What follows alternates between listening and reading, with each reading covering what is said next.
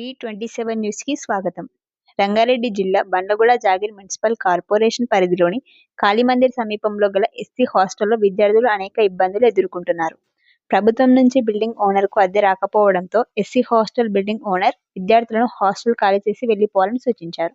ఈ విషయాన్ని తెలుసుకున్న స్థానిక విద్యార్థి సంఘం నాయకులు హాస్టల్ వద్దకు వెళ్లి బిల్డింగ్ ఓనర్తో మాట్లాడారు. ప్రభుత్వం నుంచి అద్దె సరిగ్గా రావడం లేదని, ఈ విషయమే అధికారులకు చెప్పినా అధికారులు పట్టించుకోవడం లేదని, ఎలక్ట్రిసిటీ బిల్లు కూడా ప్రభుత్వం చెల్లించడం లేదని, అధికారుల నిర్లక్ష్యం కారణంగానే విద్యార్థులను హాస్టల్ ఖాళీ చేయమన్నానని ఓనర్ తెలిపాడు.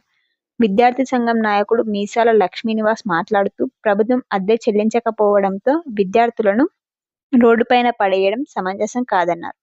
పేద విద్యార్థులపై ప్రభుత్వం మమకారం చూపాలని, చదువు దూరం చేసే విధంగా చేసే కుట్రలను ప్రభుత్వం అణిచివేయాలని డిమాండ్ చేశారు. వెంటనే అధికారులు స్పందించి విద్యార్థుల సమస్యలపై చర్యలు తీసుకోవాలని లక్ష్మీనివాస్ డిమాండ్ చేశారు.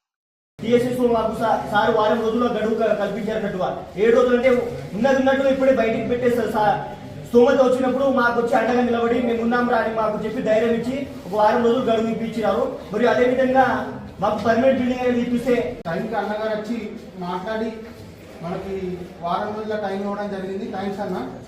ఒకవేళ మీరే లేకపోతే మా పరిస్థితి ఇప్పుడు వేరేతుండే. అలాగే అన్నలకు కూడా ప్రెసిడెంట్ అన్న కానీ మన అన్న కానీ చాలా మమ్మల్ని మోటివేట్ చేస్తున్నాడు. మన పరిస్థితిపై కొట్లాడవలసిన బాధ్యత మనదే.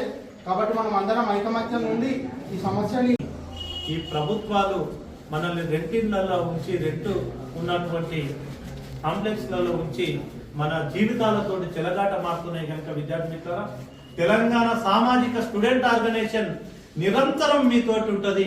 మీకు ఏ సమస్య వచ్చినా అన్న అంటే నేనున్నా అనేటటువంటి సందర్భంలో ఇక్కడ ఉన్నటువంటి మన అన్నలు మనతో పాటు నాతో పాటు వచ్చినటువంటి అన్నలు కూడా ఎప్పుడు నిరంతరం మీతోటి ఉండి మీకున్నటువంటి ఏ సమస్యనైనా పరిష్కరించే విధంగా మనం చేద్దాం.